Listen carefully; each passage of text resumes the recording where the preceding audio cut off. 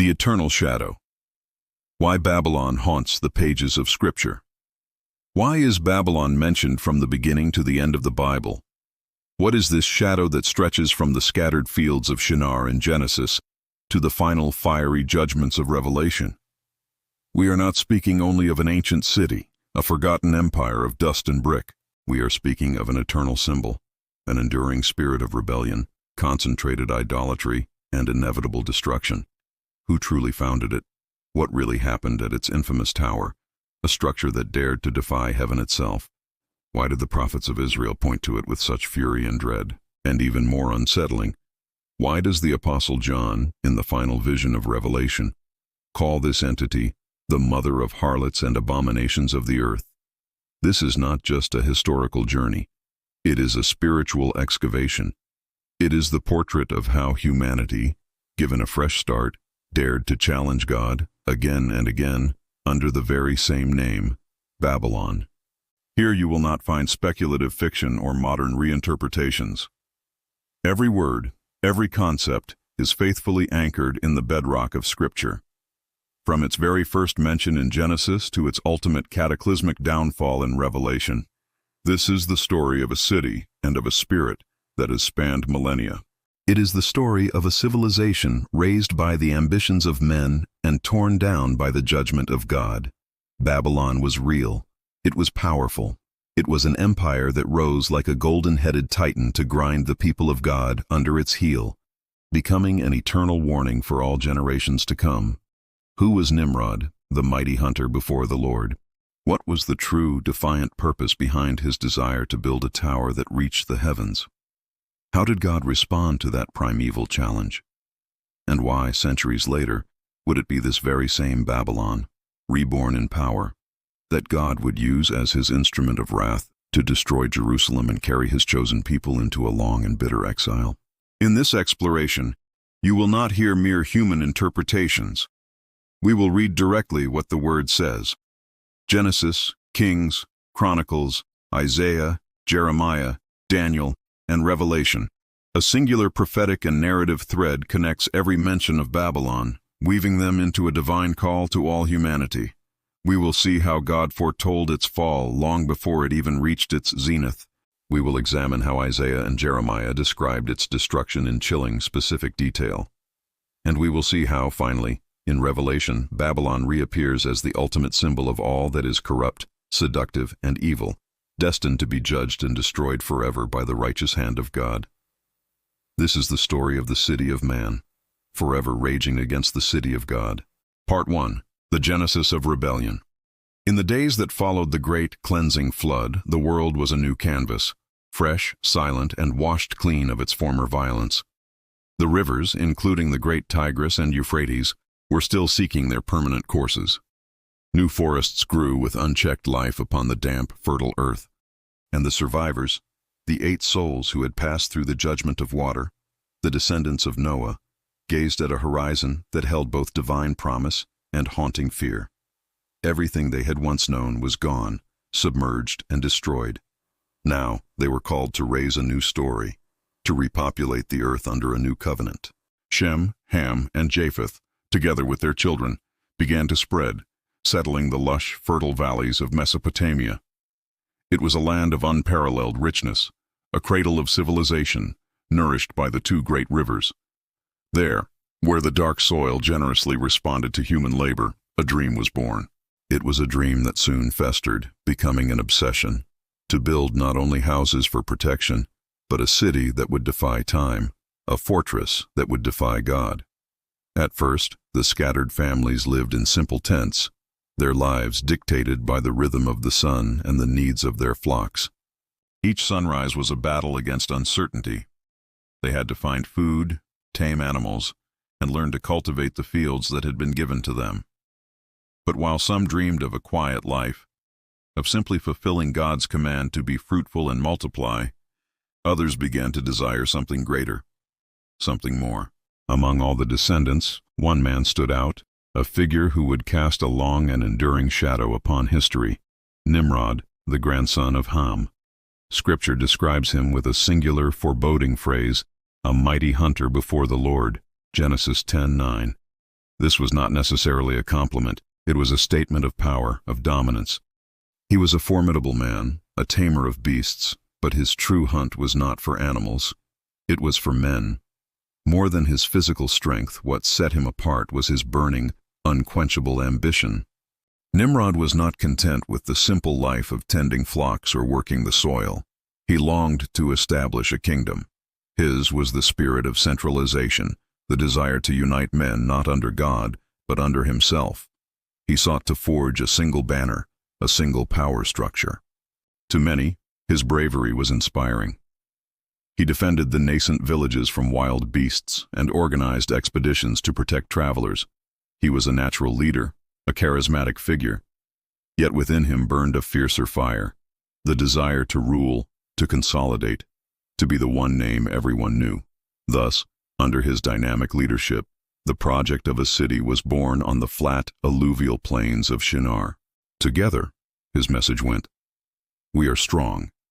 Together, we are secure. Together, he cannot scatter us. That city would be called Babylon. Its name, according to tradition, was intended to mean the gate of the gods, Babilu.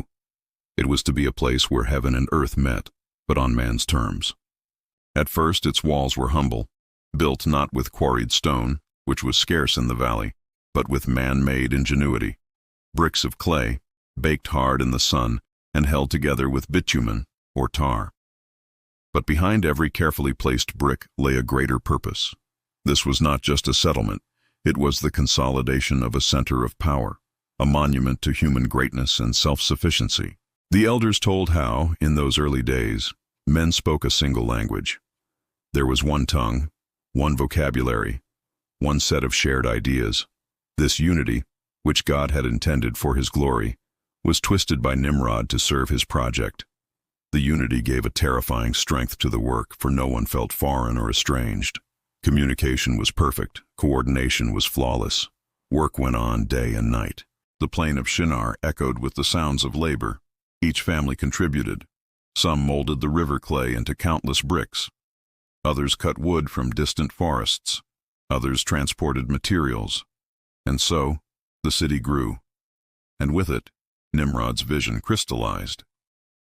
Daily life in the emerging Babylon was a mosaic of toil and burgeoning pride.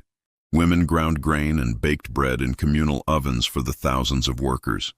Children, curious and playful, built small constructions of mud and wood, imitating their fathers. At dusk, hundreds of campfires lit the settlements, and men spoke loudly of the future. They no longer wished to be scattered wanderers, vulnerable to the elements and to God's whims. They would be a united people, a single entity, under one king. Yet, what began as a perceived need for protection and community soon transformed. It morphed into a desire to transcend what was human, to seize glory for themselves. Babylon would not be just a city. It would be the city, the heart of the new world, the place where men would grasp eternal glory by their own strength. Nimrod, now enthroned, spoke words that seduced and captivated. Let us unite, let us build, let us be remembered forever. It was a gospel of self-salvation. The air was heavy with this ambition.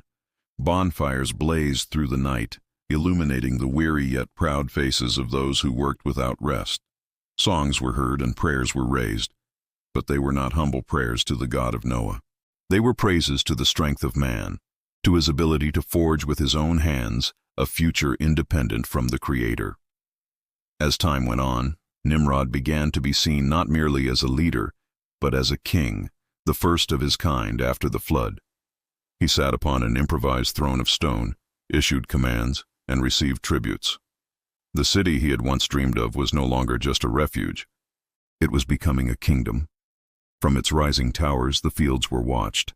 From its central plazas, decrees were imposed, and on its newly built altars, sacrifices were offered, not to the God of heaven who had saved them from the flood, but to the forces of nature, to the stars, and to idols born of the human heart and the human hand. Thus Babylon took its first defiant steps, filled with the promise of human greatness and inoculated with the deadly seed of pride. The stage was set for the episode that would mark the history of all nations. The construction of the Tower of Babel. Part 2. The Tower of Defiance. Babylon grew, and as its walls expanded outward, the ambition of its people spiraled upward. Simple houses turned into temples, defensive walls became imposing fortresses, and Nimrod's dreams reached for the clouds. It was no longer merely about building a secure city. That goal had been achieved. Now they planned to raise a monument that would serve as a declaration of their autonomy, a structure that would symbolically defy heaven itself. Nimrod gathered the leaders of the families, the master builders, and the priests of his new religion. He proclaimed the vision that had seized their collective heart. Come, let us build ourselves a city and a tower whose top may reach the heavens. Let us make a name for ourselves, lest we be scattered abroad over the face of the whole earth. Genesis 11:4. That single sentence contained the entire blueprint of rebellion. Let us build ourselves a city. It was their city, not God's, and a tower whose top may reach the heavens. This was not just for observation. A ziggurat, as such towers were, was a man-made mountain, a symbolic stairway, a place to meet and control the divine. To pull the gods down to their level, it was an act of profound spiritual arrogance. Let us make a name for ourselves. This was the core motive. God had promised to make Abraham's name great. Genesis 12:2. But here, man decided to seize that glory for himself. They sought significance not as creatures, but as creators, lest we be scattered. This was the final, direct act of defiance. God's first command to the survivors of the flood was, "Be fruitful and multiply and fill the earth." Genesis 9:1. They heard this command, understood it, and collectively decided to disobey it. They would not scatter. They would centralize. They would huddle together in their self-made fortress, unified against the will of their Creator. The proposal ignited their hearts. Those men, still united by one language and one purpose, felt invincible. The craftsmen drew rudimentary plans on clay tablets. The masons baked millions upon millions of bricks, the sun darkening with the smoke from their kilns. The hands of thousands labored in perfect, harmonious coordination. The plain of Shinar resounded with the rhythmic pounding of hammers, the shouts of foremen, and the murmur of voices, all speaking of one single defiant dream, to reach the heavens on their own terms. The tower rose in a great spiral, a ziggurat of baked brick and black bitumen, looming larger every day, stone upon stone, brick upon brick. And as the structure rose, so too did human pride. There were no prayers of gratitude to the Creator for their skill or their materials. There were only shouts of triumph for the strength of men. In the camps, a phrase was repeated in countless ways. "We do not need God. We will be our own gods. Look at what we have done." This project was not merely architectural, it was fundamentally spiritual. The tower was a symbol of autonomy, a declaration of independence, a granite hard fist of a humanity determined to depend only on itself. It was not built as a tribute to eternity, it was a cry of rebellion against it. That tower was not a bridge to heaven, it was a wall against God. Days turned into months, and months perhaps into years. The tower reached heights that cast long, arrogant shadows over the surrounding fields and villages. Travelers who passed by stood in awe. Here is the heart of the world, they must have thought.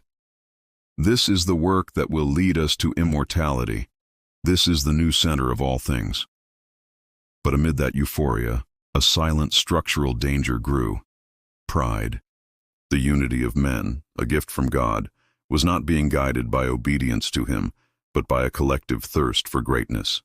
And when unity turns into arrogance, the end inevitably draws near.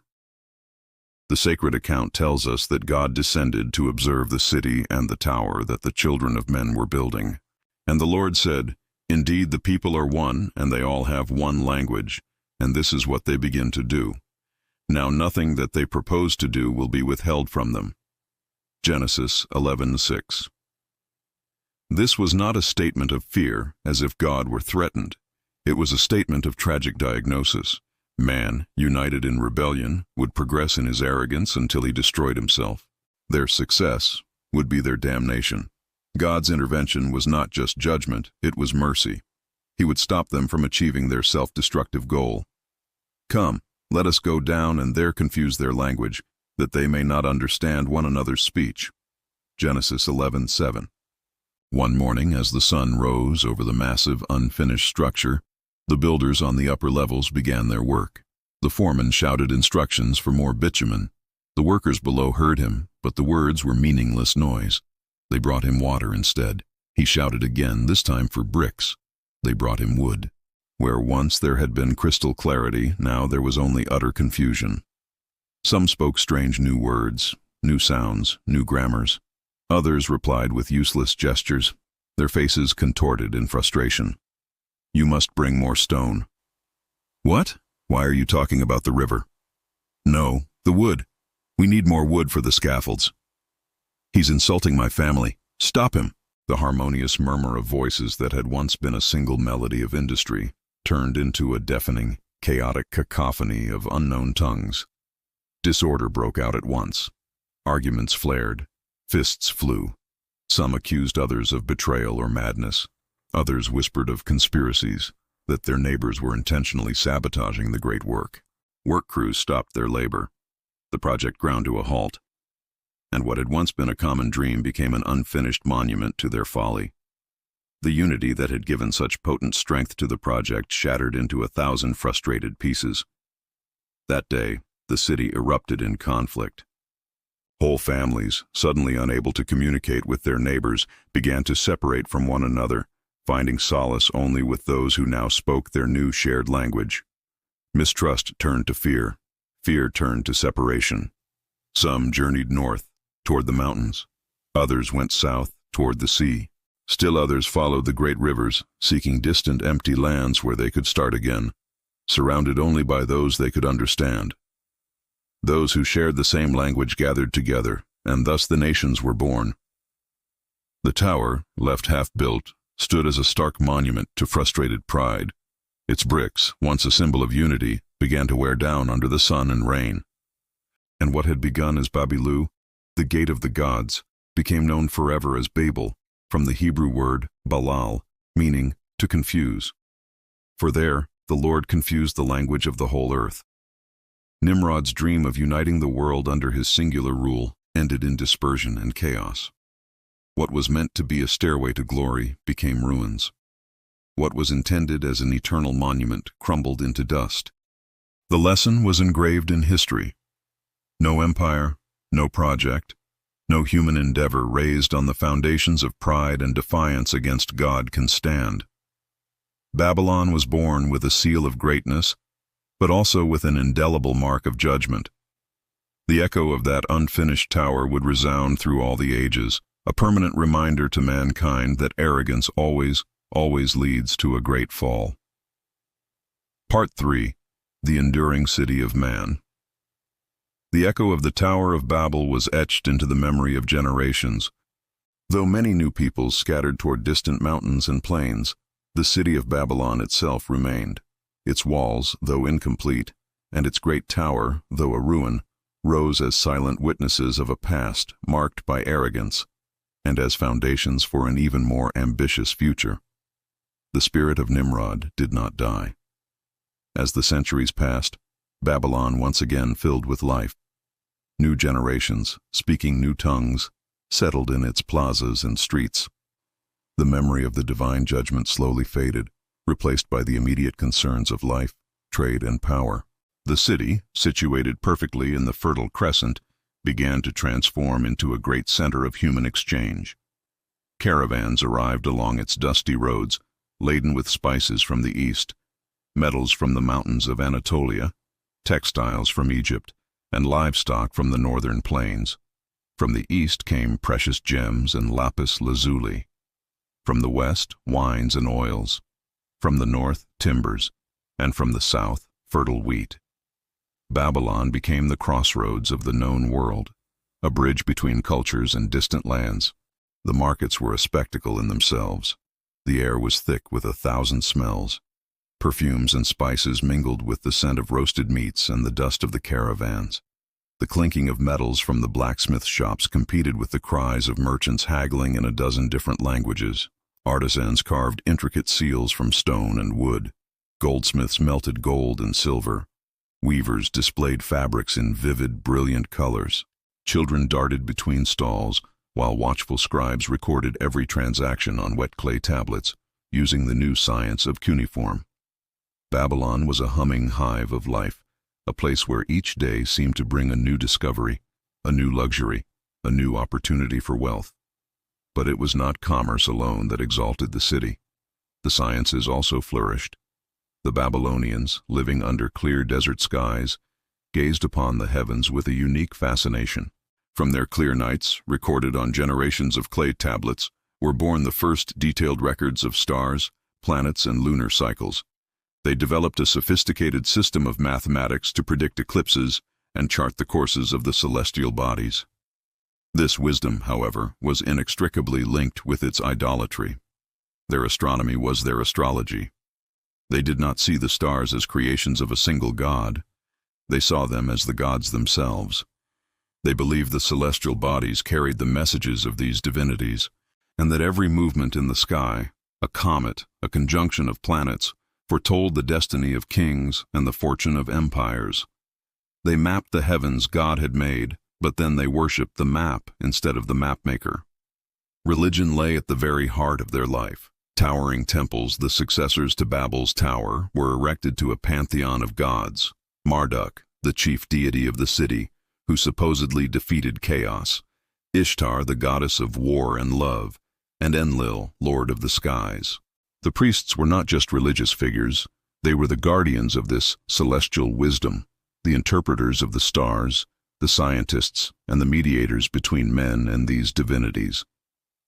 Their ceremonies were magnificent, featuring grand processions with banners, lavish animal sacrifices, and hypnotic chants that echoed throughout the valley.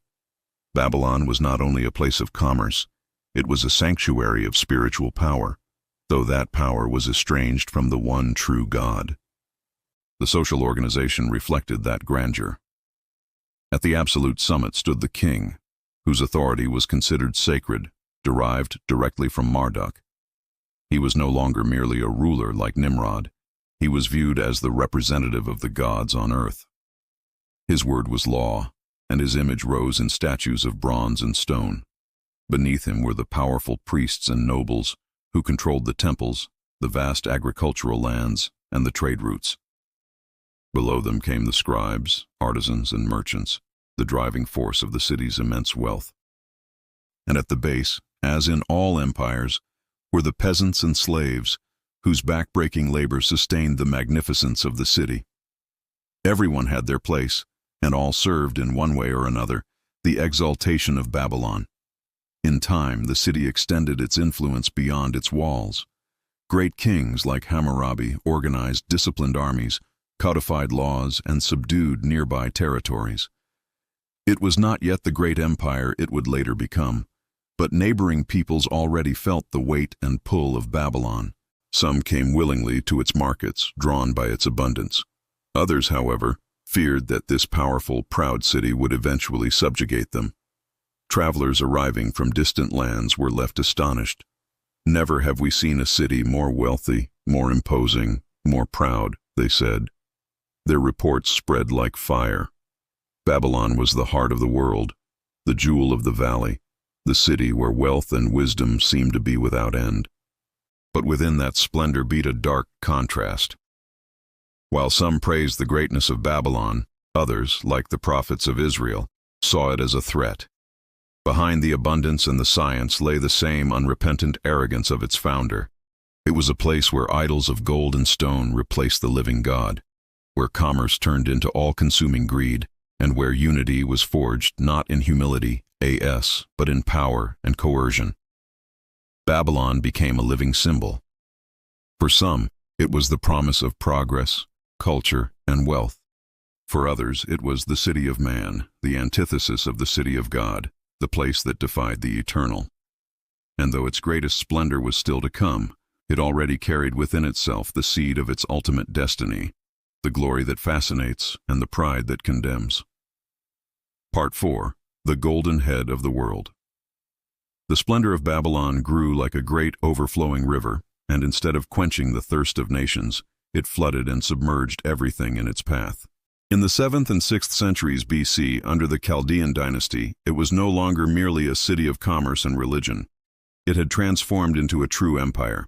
Mighty kings, particularly Nebuchadnezzar II, organized disciplined armies forged in iron and fire. These armies spread like a shadow over neighboring peoples. Each campaign was a display of overwhelming force, each victory a proclamation that Babylon would not settle for being a regional center of exchange. It aspired to rule the world. The city's walls rose proudly, so thick and high they were considered one of the wonders of the ancient world. Its gates, adorned with brilliant blue-glazed bricks and carvings of bulls and dragons, seemed to declare to every visitor, "Here lies the greatness of mankind. Abandon all hope of resisting." In its plazas, caravans arrived from the ends of the earth, but alongside them now marched long columns of war captives. Babylon did not only trade in goods, it traded in men, women, and entire nations. It was in this setting that one of the most remembered kings in all of history emerged, Nebuchadnezzar II. He was a brilliant strategist, a visionary builder, and a ruthless conqueror. He became the strongest arm of Babylon, the embodiment of its power. His name would soon be heard in every corner of Asia Minor and beyond. Under his command, the Neo-Babylonian Empire reached an expansion that seemed unstoppable. Before he ever set his sights on Jerusalem, Nebuchadnezzar led devastating campaigns against the remnants of the Assyrian Empire, against the mighty Egyptians, and against the wealthy Phoenician city-states. Each victory increased his prestige, filled his treasuries, and spread paralyzing fear among his enemies. Chronicles tell that his armies marched like a relentless storm, disciplined, overwhelming, and well-supplied. Wherever his banner appeared, surrender was, for many peoples, the only choice. It was during his reign that the Babylonian hosts set their sights on Judah, the small, rebellious kingdom of David's descendants. Jerusalem, with its high walls and its holy temple, seemed invulnerable to its people. But the roar of Babylon was too strong. The armies besieged the city, closing its gates and cutting off all provisions. The prophet Jeremiah, trapped inside, warned the kings of Judah that this was a judgment from God himself, that they were fighting against God's own chosen instrument of wrath. They refused to listen. Day by day, month by month, hunger and fear broke the inhabitants. Mothers, driven to madness, could not feed their children. The elderly wasted away in silence. The priests in the temple begged for a deliverance that never came. At last, after a brutal siege, Jerusalem fell under the weight of iron and fire. The Temple of Solomon, the pride of the people of Israel, the very place where God had chosen to put his name, was plundered and burned to the ground. Its sacred treasures, the golden lampstands, the tables, the vessels, were carted off to Babylon as spoils of war, to be placed in the temple of Marduk. The gates that had been a symbol of faith burned to ashes, and the smoke rose like a dark lament that seemed to reach the heavens. The nobles, the craftsmen, and the wise men of Judah were chained and forced to march hundreds of miles into exile. Among them were 4 young men of noble birth who would later become protagonists of one of history's greatest stories: Daniel, Hananiah, Mishael, and Azariah. On the banks of the Euphrates River, these exiles began a new, bitter life as servants in a foreign court, far from their ruined land and their desolate temple. The exile of Israel marked a profound before and after in salvation history. For the Babylonians, it was just another victory, another rebellious nation subdued. For the Jews, it was a wound that would never fully heal, a theological crisis that shook them to their core. "How can we sing the Lord's song in a foreign land?" they cried. As the psalm of the exile laments, "By the rivers of Babylon, there we sat down. Yea, we wept when we remembered Zion." Psalm 137:1. The staggering greatness of the city was for them a golden prison. When the captives first arrived in Babylon, they were both astonished and overwhelmed. Before their eyes rose gigantic walls, the towering Ishtar Gate with its dragons and bulls, and temples that seemed to touch the heavens. All of it stood in stark, mocking contrast to their own ruined Jerusalem. There, in the midst of this foreign pagan splendor, They grasped the terrible magnitude of their defeat. Meanwhile, Nebuchadnezzar reveled in his glory. He ordered great constructions, expanded the walls, and reinforced the defenses. Under his reign, Babylon was not only a military empire, it was a spectacle of power and beauty. He ordered the legendary Hanging Gardens of Babylon to be built traditionally for his wife, who longed for the green mountains of her homeland. In the midst of the flat Mesopotamian plain, tiered terraces were raised, covered with exotic trees, flowers, and cascading waters that seemed to defy gravity. It was the perfect symbol of human power, to transform nature and bend it to the king's will. But the brilliance had a dark side. The king's arrogance, fed by constant victory, made him believe himself invincible. He walked through his gardens and palaces and proclaimed the words that would define his heart. "Is not this great Babylon that I have built for a royal dwelling by my mighty power and for the honor of my majesty?" Daniel 4:30. These words revealed the very essence of his reign, the very spirit of Babylon itself, a power built entirely upon human pride. The world watched in awe and fear. Babylon was no longer just a center of trade. It was an empire that could and did crush anyone who opposed it. The fall of Jerusalem was proof of that. Yet what seemed like an eternal triumph was, in reality, the prelude to a series of divine lessons that would mark not only this king, but all nations, forever.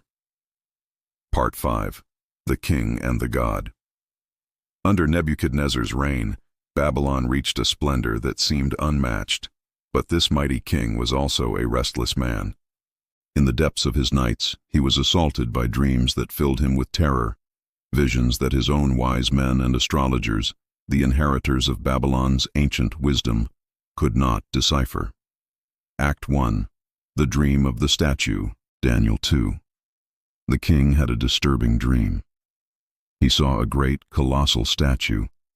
Its head was of fine gold, its chest and arms of silver, its belly and thighs of bronze, its legs of iron, and its feet a fragile mixture of iron and clay. As he watched, a stone, cut out without human hands, struck the statue on its fragile feet. The entire image, the iron, the clay, the bronze, the silver, and the gold, collapsed at once, shattering into dust that the wind carried away. But the stone that struck it became a great mountain that filled the whole earth. Nebuchadnezzar awoke in turmoil. He summoned his wise men, magicians, enchanters, and astrologers. In an act of paranoid fury, he demanded not only the interpretation, but that they first reveal the very dream itself. They were thrown into despair. "No man on earth can do this," they pleaded. "Only the gods could reveal it." Enraged, the king ordered the execution of every counselor in Babylon. Then Daniel appeared. With humility, he asked for time and prayed to the God of heaven. That night, the mystery was revealed to him. Brought before the king, Daniel declared, "There is a God in heaven who reveals mysteries. He has shown King Nebuchadnezzar what will take place in the days to come. You, O king, are that head of gold." He explained that after Babylon, other inferior kingdoms would arise, silver, bronze, and iron. And finally, in the days of those divided kings, the God of heaven would establish a kingdom that shall never be destroyed, the stone cut without hands, and it will consume all the others. The king was astonished. He fell before Daniel, acknowledging the greatness of this God. But the lesson was only partial. Within him still burned the pride of being the head of gold. Act 2. The Statue of Gold, Daniel 3. Perhaps in direct defiant response to that dream, Nebuchadnezzar decided to raise up his own glory. If he was just the head of gold, he would build an image that was all gold. He commanded a colossal statue, 90 feet high, to be erected on the plain of Dura. He then summoned all the princes, governors, judges, and peoples of all nations under his rule. The decree was clear. At the sound of the music, all were to bow down and worship the golden statue. It was a test of loyalty. Whoever refused would be thrown into a blazing furnace. Among the crowd were 3 young Hebrews, Shadrach, Meshach, and Abednego. They refused to bow. Accused before the furious king, they were given one last chance. Their answer has echoed through history. Our God whom we serve is able to deliver us from the blazing furnace. But if not, let it be known to you, O king, that we will not serve your gods, nor worship the gold image which you have set up. Daniel 3:17-18. The king's fury was ignited. He ordered the furnace to be heated 7 times hotter than usual. The 3 young men were bound and thrown in. The flames were so intense that they consumed the soldiers who cast them. But when Nebuchadnezzar looked inside, he was astonished. He leaped to his feet. "Did we not cast 3 men bound into the midst of the fire?" he cried. "Look, I see 4 men loose, walking in the midst of the fire, and they are not hurt, and the form of the 4th is like the Son of God." He called them out. Shadrach, Meshach, and Abednego emerged unharmed. Not a single hair was singed. Not a thread of their garments was scorched. There was not even the smell of fire on them. The king proclaimed, "Blessed be their God, who sent his angel and delivered them." Once more, the sovereign of Babylon acknowledged the power of the Most High, yet the deep root of pride continued to beat in his heart. Act 3. The Dream of the Tree, Daniel 4. Sometime later, Nebuchadnezzar had another dream. This time, he saw a massive, glorious tree in the midst of the earth. Its top reached the heavens, and its branches gave shade and food to all the nations. Animals found shelter beneath it, and birds nested in its branches. It was a perfect image of his own kingdom. But suddenly, a holy messenger descended from heaven and proclaimed, "Chop down the tree. Nevertheless, leave the stump and its roots in the earth. Let his heart be changed from that of a man. Let him be given the heart of a beast, and let 7 times pass over him." None of the wise men could interpret it. Once again, Daniel was summoned. With a troubled face, he explained, "O king, the tree is you. You have grown and become strong. But because you have exalted yourself, God has decreed that you will be driven from among men. You will dwell with the beasts of the field, and you will eat grass like oxen. 7 years will pass, until you acknowledge that the Most High rules in the kingdom of men and gives it to whomever he chooses." Daniel pleaded with the king to repent, to break off his sins by practicing justice and showing mercy to the poor. But Nebuchadnezzar did not listen. 12 months later, as he walked on the roof of his royal palace, gazing upon the impossible grandeur of his city, he cried out in the full flower of his arrogance, "Is not this great Babylon, that I have built for a royal dwelling by my mighty power and for the honor of my majesty?" He had not yet finished speaking when a voice thundered from heaven, "King Nebuchadnezzar, to you it is spoken, the kingdom has departed from you." At that very moment his mind was broken. He lost his reason. He fled from the palace, from men, and lived in the open fields like a beast. His body was drenched with the dew of heaven. His hair grew long like eagle's feathers, and his nails like the claws of a bird. The most powerful man on earth, the golden head of the world, had been reduced to an animal, fulfilling the word of the Most High. The 7 years passed, and then, at the end of the days, Nebuchadnezzar lifted his eyes to heaven. His understanding returned, and he spoke. "Now I, Nebuchadnezzar, praise and extol and honor the King of heaven, all of whose works are truth, and his ways justice, and those who walk in pride he is able to humble." Daniel 4:37. Thus ended the lesson for the great king. He died not as the invincible conqueror, but as a broken man who learned the hard way that true greatness is found only in recognizing the sovereignty of the eternal God. Part 6. The Writing on the Wall.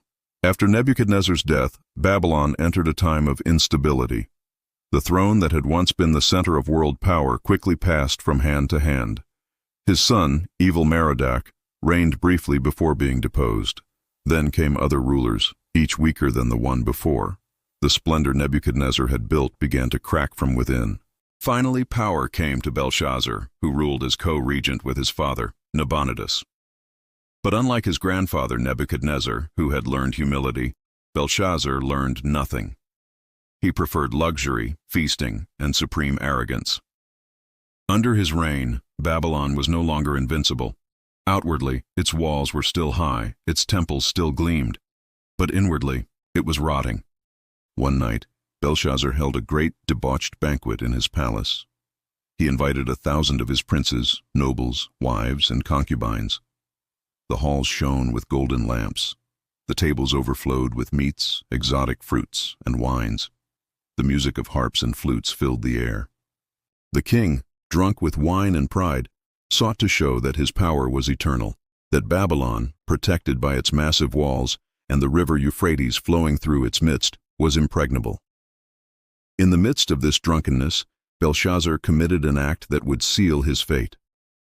To show his ultimate contempt for all other gods, he ordered the sacred vessels, the golden and silver cups that Nebuchadnezzar had taken from the temple in Jerusalem, to be brought forth. Those utensils had been consecrated to the one true God, but now they were placed into profane, drunken hands. The king, his nobles, and his concubines drank wine from them, toasting and praising their own gods of gold, silver, bronze, iron, wood, and stone. It was the height of arrogance. It was a direct, final insult. Suddenly, in the midst of the celebration, the unthinkable happened. A mysterious hand, the fingers of a man, appeared on the palace wall and began to write strange words in the plaster. Mene, Mene, Tekel, Upharsin, Ur. The music stopped. The laughter ceased. The king's face turned pale with terror. His knees knocked together, and his strength left him. The wise men and astrologers were summoned at once, but none could read the writing or interpret it. The hall, moments before filled with revelry, was now gripped by a cold, silent fear. Then the Queen Mother, recalling the days of Nebuchadnezzar, spoke the name of Daniel. Daniel, now an old man, was brought before the king. Belshazzar, desperate, promised to clothe him in purple and make him the third ruler of the kingdom if he could interpret the inscription. But Daniel, with the boldness of God, refused the rewards. Before revealing the mystery, he delivered a chilling rebuke. He reminded the king of his grandfather's story, how God gave Nebuchadnezzar greatness, but when his heart was lifted up, he was humbled as a beast until he acknowledged the Most High. But you, his son, Belshazzar, Daniel declared, have not humbled your heart, although you knew all this. Instead, you have exalted yourself against the Lord of heaven. You have profaned the vessels of his temple, and you have praised the gods of silver and gold. But the God who holds your breath in his hand, you have not glorified. Daniel 5:22-23. Silence gripped the hall. Then Daniel gave the interpretation, Mene. God has numbered the days of your kingdom and brought it to an end. Tekel, you have been weighed in the balance and found wanting. Peres, Upharsin. Your kingdom has been divided and given to the Medes and Persians. The sentence had been sealed. That very night, while Belshazzar and his court feasted, believing themselves secure behind their impenetrable walls, the army of the Medes and Persians, under Cyrus the Great, was carrying out a daring, brilliant strategy. They had diverted the course of the Euphrates River, causing its waters to recode from the channel that ran through the city. When the riverbed was dry, the Persian soldiers entered silently beneath the walls, finding the gates along the river neglected and left open by the drunken, overconfident guards. The city that had seemed impregnable was taken in a single night, without a protracted siege. The roar of the Persians echoed through the streets. The sentinels fell in surprise, and within hours, the great Babylon, once thought eternal, was in foreign hands. That same night, Belshazzar the king was slain. The kingdom was given to the Medes and Persians, fulfilling the prophecy Daniel had declared, and the prophecies Isaiah and Jeremiah had written over a century before. The fall of Babylon was etched into history as a final, stark warning. No matter how high the walls, nor how splendid the palaces, when pride rises against the eternal God, ruin inevitably follows. Part 7. The Eternal Babylon. The fall of Babylon to the Medes and Persians did not mean the end of its influence. Though its walls were eventually torn down and its kings humbled, the city's name continued to echo through history. Babylon ceased to be a political capital, but it became an eternal symbol that transcended the centuries. The prophets of Israel had foretold this. Centuries earlier, Isaiah had declared, Babylon, the jewel of kingdoms, the glory of the Chaldeans' pride, will be overthrown by God like Sodom and Gomorrah. Never again will it be inhabited or lived in through all generations. Isaiah 13:19-20. Jeremiah, too, had proclaimed its judgment, foretelling that its rivers would dry up and its palaces would lie desolate. The city's fall was seen as the literal fulfillment of those words, but it was also a warning to every empire that would follow the same path of pride. As centuries passed, Babylon ceased to be a mighty kingdom and became ruins. Greek travelers like Herodotus wrote of the immensity of its walls, but even in his day, much of it had decayed. Later, explorers found only fallen towers, temples buried in sand, and roads overgrown with weeds. What had once been the pride of the world had become a lair for jackals, just as Isaiah had prophesied. The silence of the ruins seemed to cry out that all human empires are temporary. Yet Babylon did not disappear from the biblical record. In the final book of the Bible, Revelation, written centuries after the city was in ruins, it reappears. This time it is not a physical city in Mesopotamia, but a global, spiritual symbol. John the Apostle sees a vision. He describes this entity as mystery, Babylon the Great, the mother of harlots and of the abominations of the earth. Revelation 17:5. This final Babylon is described as a great harlot, clothed in purple and scarlet, adorned with gold and precious stones, seducing the kings of the earth. She is drunk with the blood of the saints and with the blood of the martyrs of Jesus. She represents the world system of corrupt human-centered power, wealth, and false religion. It is the spirit of Nimrod, the pride of Nebuchadnezzar, and the arrogance of Belshazzar, all rolled into one final global entity that persecutes God's people and glorifies itself. Her final fall is announced by a mighty angel. Fallen, fallen is Babylon the Great. She has become a dwelling place for demons, a haunt for every impure spirit. Revelation 18:2. The merchants of the earth mourn her destruction, crying, "Woe, woe to you, great city! For in a single hour such great wealth has been brought to ruin." Just as ancient Babylon was the center of global trade, this symbolic Babylon is the center of a corrupt economic and spiritual network that seduces the nations. This image transcends ancient history. Babylon is the archetype of evil, the exaltation of the human over the divine, idolatry disguised as wealth, and corruption that ensnares the nations. Thus, the legacy of Babylon is not found in its dusty ruins, nor in the wonders it once built. It is found in the timeless lesson it left for all generations. All human power, all worldly glory, all kingdoms built on pride, are fragile and fleeting before the judgment of the eternal God. The hanging gardens, the impenetrable walls, and the golden temples were all reduced to dust. Yet its story lives on in Scripture and in the memory of nations, as both a warning and an example. The story of Babylon is not merely a tale of the past. It is a mirror, a warning, and a profound lesson for every generation. It reminds us that greatness without humility leads to ruin, and that all human power is fragile. The tower that man began to build in Genesis to defy God is the same system that God will utterly destroy in Revelation. The story of Babylon is the story of man's kingdom and its inevitable fall before the coming, eternal kingdom of God.